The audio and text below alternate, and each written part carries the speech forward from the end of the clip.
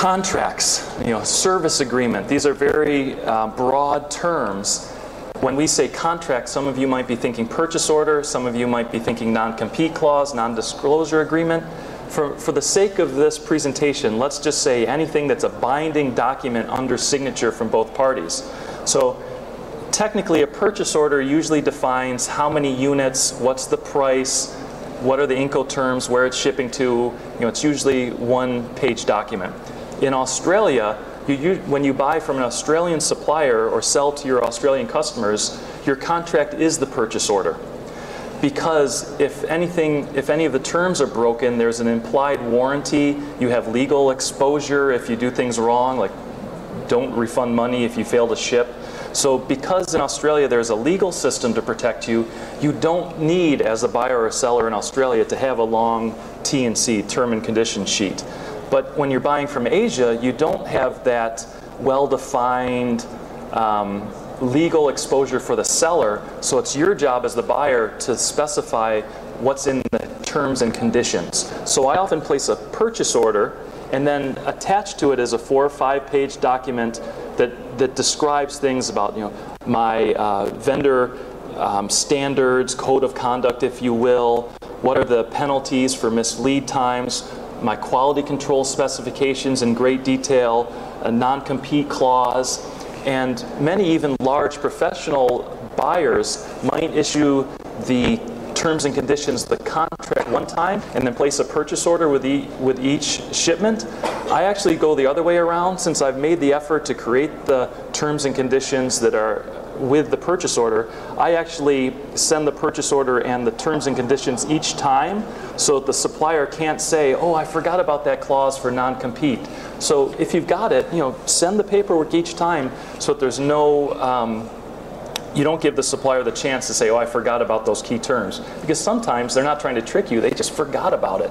So every time I send a purchase order, the supplier also adds their signature and their CHOP to the non-disclosure agreement, as well as the penalty clauses, things like that. So my point in red is, if you're going to go through the process of setting these all up, bundle it together and make it into a purchase order package, if you will. The good news is, a bilingual contract in China, you can find an English-speaking lawyer, Chinese lawyer. I think I'm on the board of advisors with a law firm called Asia Bridge and China Bridge, and they charge maybe $400 US to draft a tailor-made contract that's bilingual. So there's really no excuse for not having a bilingual contract. These are the hallmarks of a good contract.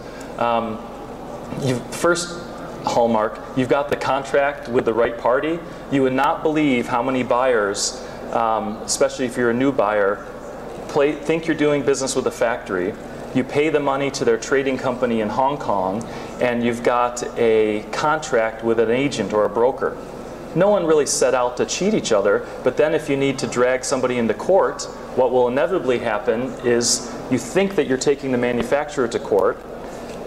The judge brings them in, and the manufacturer says, yeah, we've got a purchase order from this Australian buyer, but we never received any funds. And you say, wait, I sent the funds to this account.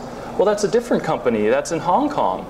And then you drag the Hong Kong company into the court, and they say, yeah, we received these funds from Australia. We don't have a matching purchase order. We didn't know where they came from. We've already spent the money. And then how do you connect the dots? You can't. So my suggestion that I'll repeat over and over again is make sure that the name on the contract in local language matches the bank account name, ideally matches the name on the factory door or the agency that you're using, whatever. So if those three are the same, then your contract is going to have muscle. So as I mentioned, some other hallmarks of a good contract: it's readable. Don't let your local lawyer in Sydney tell you about this 50-page watertight contract. It might not even get read. So break it down. Think of it as a memo of understanding. Get it 4 pages or less.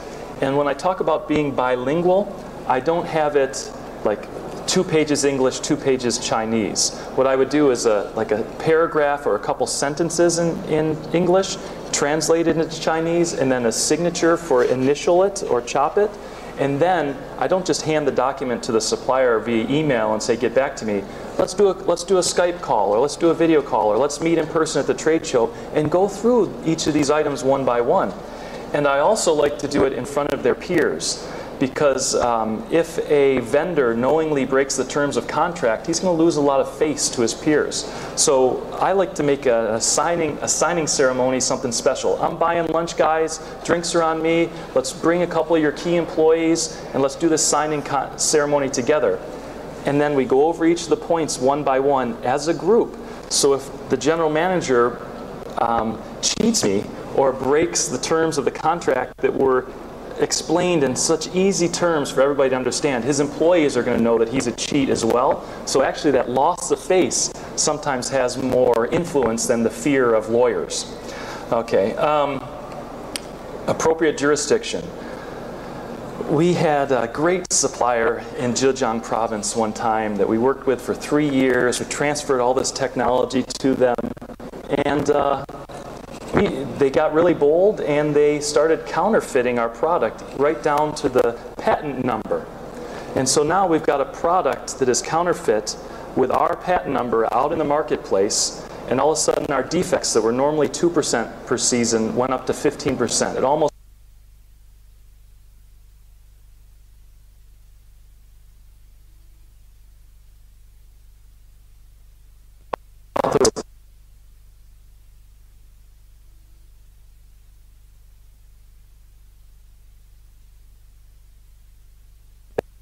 was, we've got a contract that says this, that the supplier has to respect the intellectual property. So I was having so much fun. Like, we're going to get to shut this guy down. I'm working with the Chinese police. I've got the full support of the lawyers. Let's go in and get him. Like the day before we're ready to go in, they're like, let's see the contract.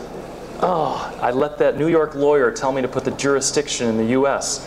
because, of course, that lawyer wants to make money if it ever goes to court. What he didn't tell me was that a win in a U.S. court has no jurisdiction in China. There's no like extradition treaty or anything like that. So even if you were to win a court case in Australia because you're first, how are you going to get that Chinese supplier that knows you want to sue him to come to Australia, to come to your court system? It's not going to happen.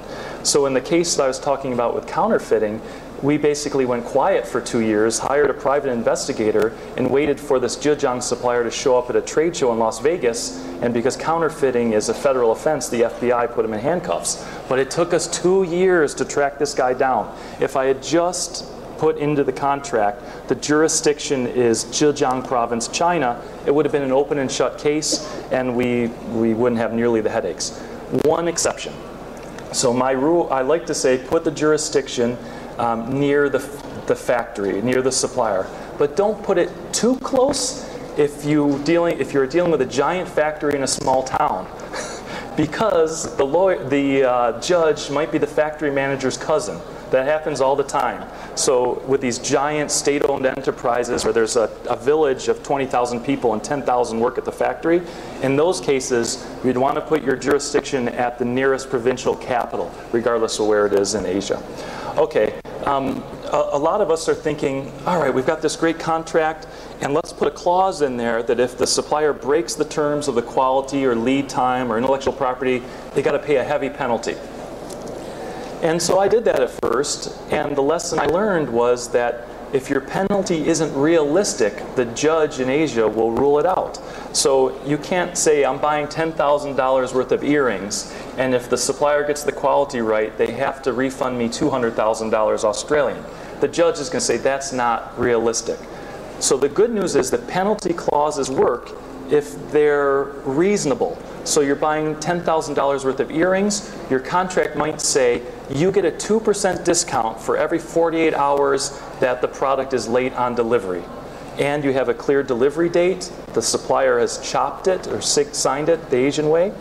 And you know, the court system actually loves those cases because they don't have to debate it. The penalty is pre-agreed, so the judge looks at it and you win an award. Getting the money out of the supplier, that's another question. Hopefully they're still in business and have real assets, but that's another talk. So having a clear contract with clear penalty terms, believe me, it will protect you. Okay, I'm not a lawyer, and I hope there aren't any lawyers from Australia in the audience that would disagree, but my experience has been when you go to a local lawyer here in Australia, America, Europe, often they have a partner behind the scenes that is either an Asian person that emigrated to Australia or a relationship with a Chinese law firm. And the local lawyer here gives some value-added suggestions, maybe editing the English, but they tend to double or triple the cost. I've saved so much money just by working with English-speaking Asian law firms to get things like contracts done, purchase orders, demand letters. So there's really, thanks to the internet, it's easy to find local lawyers that speak English. So there's no excuse for not having your documents reviewed by a local lawyer, whether it's India, Taiwan, Thailand, whatever. Also, a great contract under signature isn't as good as a great contract with the official CHOP. So in many parts of Asia, the CHOP is it's a physical stamp that represents the company. It doesn't matter who signs it. It's like who has possession of this red CHOP that is the official signature of the company, the binding. So, when you have this contract, it's not just the general manager's signature who may claim to be the legal representative. What if he isn't the legal representative? That signature has no value. A corporate CHOP, now that has real value. Now then there's a question of, is that CHOP real or not? And that's another discussion that we can have if you visit my YouTube channel. Okay, so now let's talk about quality. Where do quality and contracts meet? First, my first tip is, unless you're buying something so simple like a commodity, you're buying Mickey Mouse watches that haven't changed in 5 years, okay, you would assume that the factory is going to get it right. But if you're taking that Mickey Mouse watch, now you're adding a solar panel and you're putting some Brazilian leather on it, now you're making something new that maybe the supplier hasn't made before. In that case, you almost have to assume that there will be quality issues. So ask the supplier if there are defects, who pays for the rework. In my 17 years of dealing with suppliers in Asia, I've had lots of missed lead times. In 17 years, not once have I had a supplier say to me, Mike, we missed the lead time by a week. Let us pick up the FedEx charges to send the replacements to Las Vegas. Not once. Until I started putting into my contracts that if the lead time is missed by X days, I get X discount. And sometimes the suppliers forget about this, and I get a call at the 11th hour, Mike, we're friends, and I hope you understand, but we just got this new big order from Disney. Is it okay if I ship your watches a week late, Mike? Can you do me a favor on this one? And my answer is always pretty much the same. Mr. Wong, sorry to hear about that, and luckily I knew that this might happen because it's close to Chinese New Year, so I built in a 2-week window or some padding with my customers. But more importantly, I'm so glad we have this contract in place because I could really use that 5% discount. So you take your time. I'll give you 14 days. What happens? It ships tomorrow. So having the contract with penalties pre-agreed, and Mr. Wong can't say to me, oh, let's debate what the penalty term is. No, it's in this clear contract that we went over in front of you and all your coworkers at that lunch meeting 2 years ago. So relationship and saving face and contract terms, they all overlap. Okay, don't do this. You make the effort to have a clear contract about lead times. And then you ask Mr. Wong, boy, my customer would love it a week early. Can you ship ahead of time? Okay, now you're asking them a favor. Don't think that the supplier is not keeping score. Later, when they have a problem, they're going to ask the same thing to you. We're going to miss Christmas this year. Is it okay if we get it in early January to you rather than early December? So don't break the terms of your own contract because that leaves the suppliers an open door. Okay, integrate the quality manual into the contract. What I mean is, if you've taken the effort to define what are the specifications, the bill of material, even social accountability issues, if you have a written document in place, staple it to the contract, make it part of the agreement so that, God forbid, something goes wrong, or even if the supplier just needs to reference, hey, what's the quality standard? They've got more than just a PO that says 10,000 units. It's 10,000 units of XYZ material processed by certain date. So take all the documents that you have, as long as they're readable, and put it into this PO packet.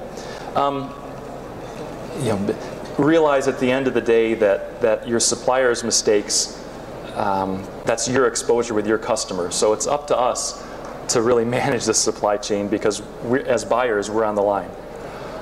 Okay, intellectual property, I could do hours on this topic alone, and we covered it a little bit yesterday, and at last year's seminar I did a whole hour. So if you're serious about these issues, and only a few people raised their hands, so know that if you visit the blog, and I'll give you the links later, we can go into this in more depth. But for now, a couple things to remember. The contract itself isn't going to protect you. For example, let's say that you have an agreement with a supplier where they're going to put your logo on their product.